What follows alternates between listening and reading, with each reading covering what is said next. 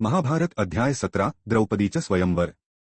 एक पोलादाचं धनुष्य, फिरणारं लक्ष, अशक्य वाटणारा एक बाण आणि वधू पांचाळ राजकुमारी द्रौपदी। ब्राह्मण वेशात पांडव स्वयंवराला पोहोचले। सारा भारतवर्षभरचे राजकुमार जमले होते। कर्ण, दुर्योधन, जरासंध कोणीही धनुष्यास दोरी लावू शकले नाही। तेव्हा एक साधासुधा ब्राह्मण उठला। सभा थक्क झाली। तो होता अर्जुन। योग्यासारखी शांतता आणि वीरासारखी अचूकता। अर्जुनाने धनुष्य उचललं, 5 बाण सोडले, फिरत्या चक्रातून आरपार नेले आणि लक्ष्याच्या मध्यभागी अचूक मारा केला। द्रौपदीने त्याला हार घातली, डोळ्यात तेज होतं।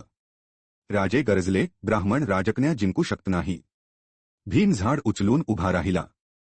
श्रीकृष्णाने सभेला शांत केलं आणि द्रौपदी चालत गेली आपल्या नियतीकडे। एक अर्जुन नव्हे तर 5ही पांडव तिचे पती झाले।